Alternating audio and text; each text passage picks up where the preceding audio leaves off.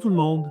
Alors aujourd'hui, la photographie que je travaille, c'est une photographie de rue qui est à l'origine un peu ennuyante. L'image est plus ou moins intéressante.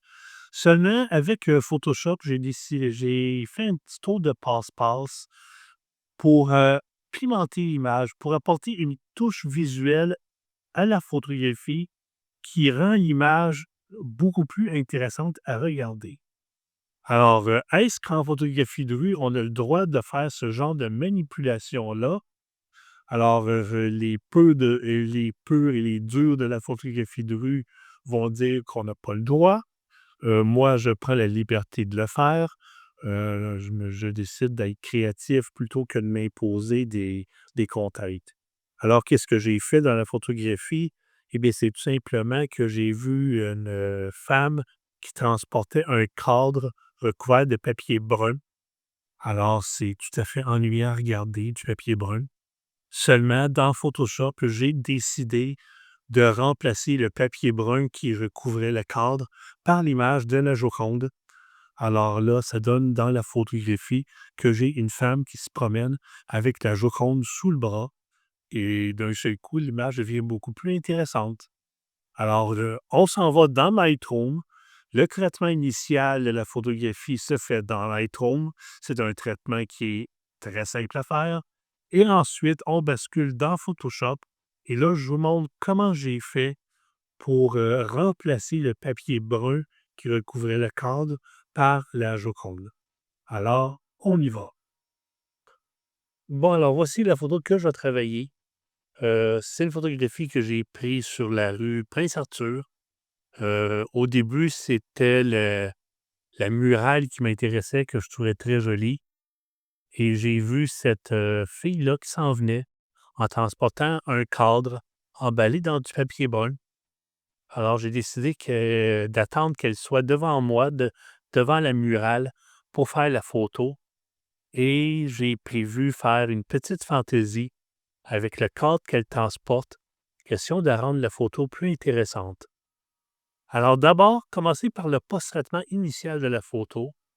Alors, je vais prendre une courbe des tonalités, je vais augmenter un petit peu la luminosité des hautes lumières et diminuer la luminosité des tons sombres. Voilà, comme ça ici. Alors, vous voyez, ça donne un peu plus de contraste à la photo. Ensuite, je vais ajuster les curseurs de tonalité.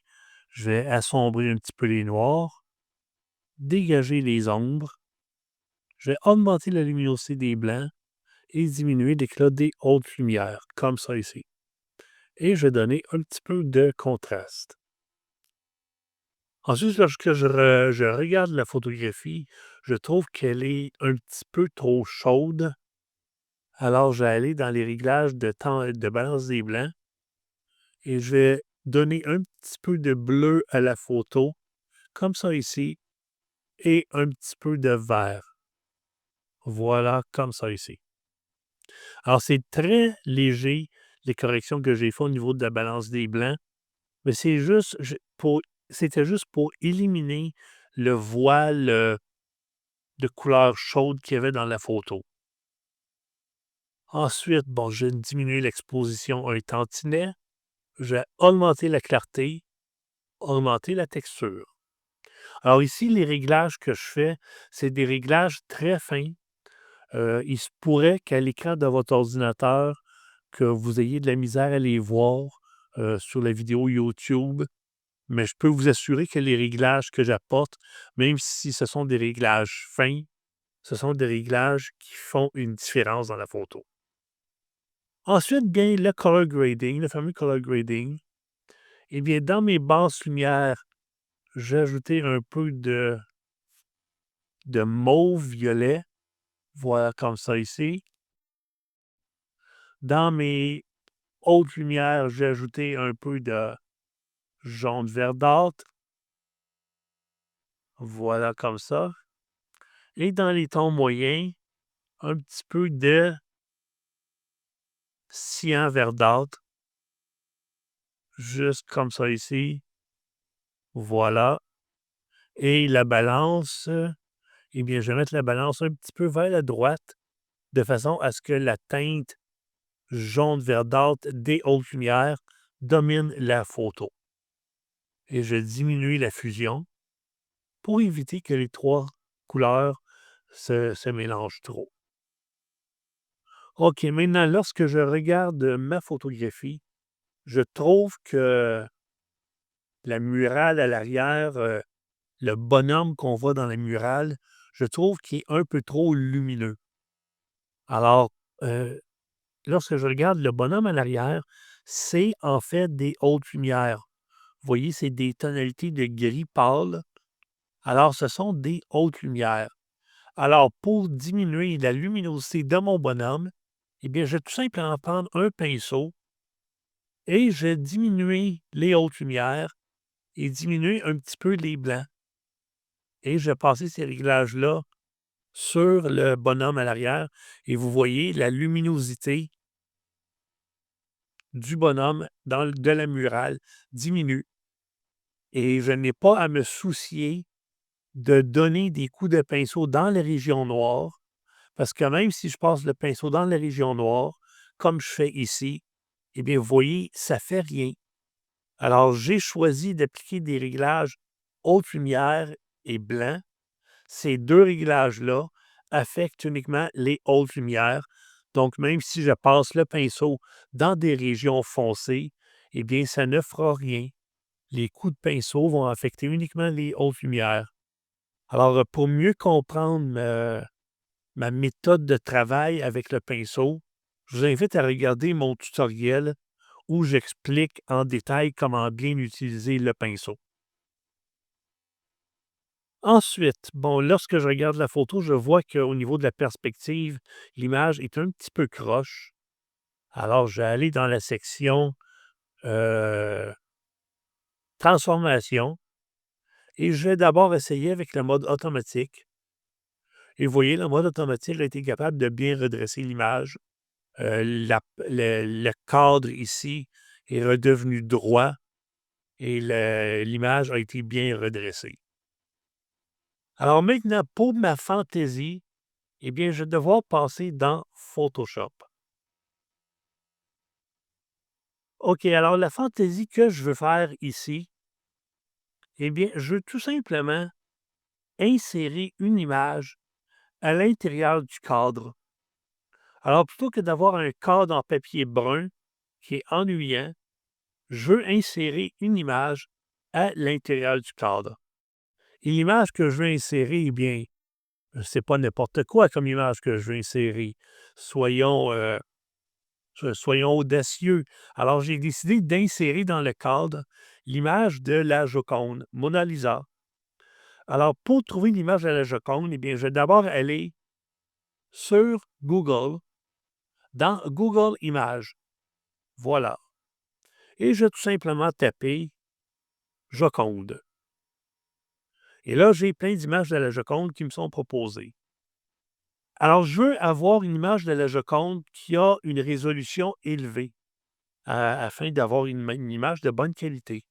Alors, dans Google Images, si on clique sur Outils, eh bien, on a les commandes ici qui apparaissent et j'ai la commande Taille qui me permet de dire à Google Images la résolution d'image que je veux avoir.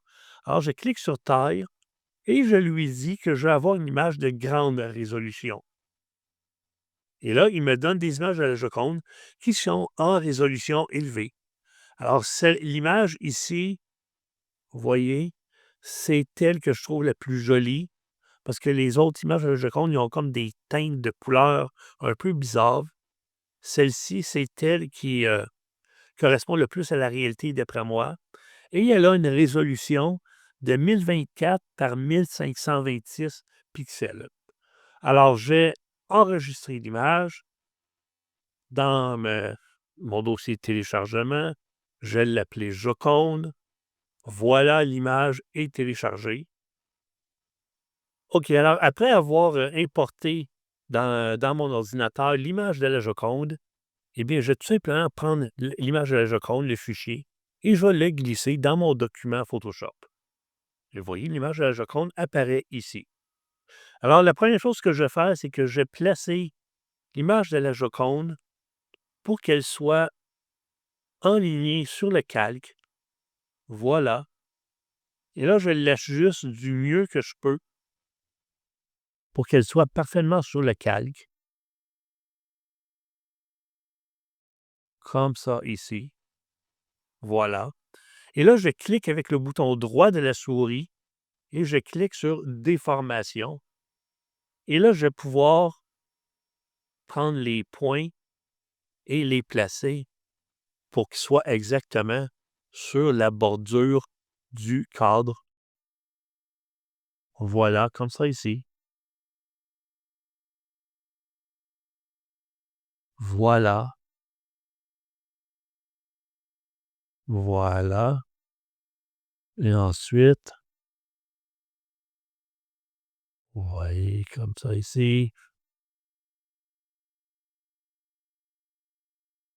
Voilà. Et le coin ici. Comme ça. Alors là, il suffit juste de prendre son temps pour bien placer notre image par-dessus l'image du cadre. Voilà. Et une fois que c'est fini, on clique en haut sur le petit crochet. Bon, voilà, c'est ce que ça donne. Maintenant, pour transférer l'image de la Joconde sur le papier brun du cadre, eh bien, on fait tout simplement changer le mode de fusion du calque de la Joconde. On va utiliser le mode de fusion lumière tamisée. Et là, avec le mode de fusion lumière tamisée, lorsqu'on regarde la Joconde, eh bien, on voit la Joconde qui est appliquée par-dessus le papier brun du cadre. Alors, vous voyez, on voit les découpeurs du papier brun, on voit le ruban adhésif qu'il y avait sur le papier brun, on voit les écritures qu'il y avait sur le papier brun, on voit le papier brun qui gondole à l'arrière. Alors, la Joconde, l'image de la Joconde est transférée sur le papier brun à l'arrière-plan. Maintenant, l'image de la Joconde est peut-être un peu sombre, manque de contraste, qu'on pourrait dire. Alors, je vais ajouter un calque de réglage niveau. Voilà. Alors, vous voyez, calque de réglage niveau. Et je vais clipper le calque de réglage niveau au calque de la Joconde. Alors, pour faire ça, je mets ma souris sur la ligne qu'il y a entre les deux calques. Je maintiens la touche Alt ou Option enfoncée. Et là, vous voyez, il y a un petit carré blanc avec une flèche vers le bas qui apparaît. Et je clique sur la ligne entre les deux calques. Et là, le calque de réglage niveau, eh bien, on voit qu'il est clippé au calque de la Joconde. Alors, on voit ici une petite flèche qui nous indique que le calque de réglage niveau est clippé au calque de la Joconde. Et là, je vais arranger l'image de la Joconde. Alors, je vais en augmenter un peu la luminosité. Voilà, comme ça ici. Diminuer la luminosité des noirs. Et là, je joue avec les gris moyens. Voilà, comme ça ici. Maintenant, si vous remarquez, en jouant avec les curseurs ici, on affecte la luminosité de l'image de la Joconde, mais on affecte aussi la saturation des couleurs. La Joconde est devenue très, très rouge. Alors, pour éviter que le calque de réglage niveau affecte les couleurs de la Joconde, eh bien, on va changer le mode de fusion du calque de réglage niveau. On va utiliser le mode de fusion luminosité. Alors, avec le mode de fusion luminosité, on dit au calque de réglage affecte uniquement la luminosité de l'image, n'affecte pas les couleurs. Et ça fait en sorte que les couleurs de la Joconde ne seront pas affectées. Alors, sans le calque de réglage niveau, avec le calque de réglage niveau, l'image de la Joconde est mieux exposée, mieux contrastée. OK, alors maintenant, je dois faire en sorte que la toile de la Joconde ne soit pas appliquée sur la femme. Alors, comment je vais faire ça? Eh bien, en utilisant tout simplement un masque. Alors, dans un premier temps, je vais me placer sur le calque arrière-plan parce que la femme que je veux sélectionner est sur le calque arrière-plan. Je vais désactiver la visibilité de la Joconde temporairement, question de me permettre de bien voir le sujet que je veux sélectionner. Et là, avec les outils de sélection, je vais prendre l'outil de sélection lasso. Alors, vous voyez, on peut l'avoir en mode rectangle ou en mode lasso. Moi, je le prends en mode lasso. Et là, je vais entourer la femme. Vous voyez, comme ça ici.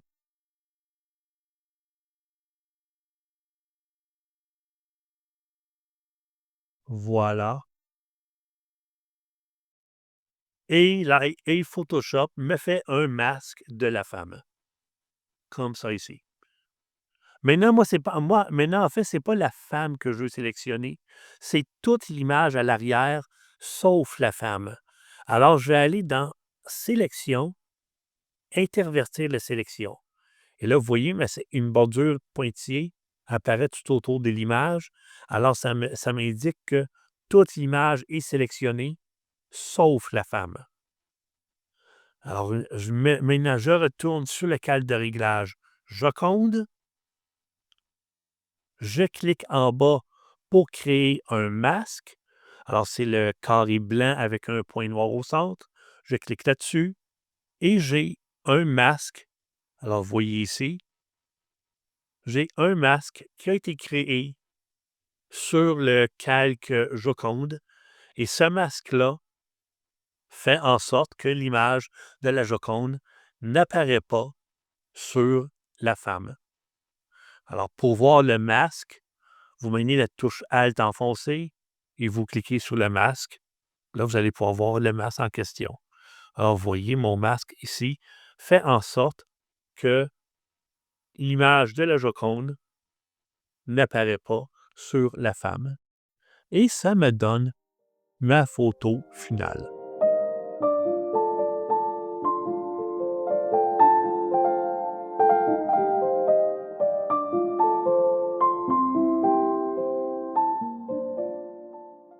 Alors voilà, vous voyez un petit peu de Photoshop des fois. C'est pas grand-chose, c'est une petite manipulation très simple dans Photoshop, mais qui transforme l'image et la rend d'un seul coup beaucoup plus intéressante. Alors depuis les derniers temps, je m'amuse beaucoup avec Photoshop à apporter ce genre de petites fantaisies-là dans mes photographies. Des petites fantaisies que lorsqu'on regarde la photo, on ne peut pas dire que Photoshop a été utilisé parce que les fantaisies que j'apporte, c'est des choses qui auraient pu être réellement devant moi au moment de la prise de vue. Mais là, je le fais dans Photoshop parce que c'est plus facile, parce que, bon, comme là, dans la photographie là, d'aujourd'hui, j'aurais attendu longtemps d'avoir quelqu'un avec la Joconde sous le bras. Alors, c'était beaucoup plus simple de photographier quelqu'un qui transporte un cadre coin d'un papier brun et de remplacer le papier brun par la Joconde comme je l'ai fait. Alors, de plus en plus, je m'amuse à apporter des petites fantaisies avec Photoshop dans mes photos et je trouve la démarche vraiment intéressante. Alors, merci à ceux qui me suivent sur les réseaux sociaux. Si vous avez des questions, n'hésitez pas à me les poser et je vous dis à la prochaine. Bye bye.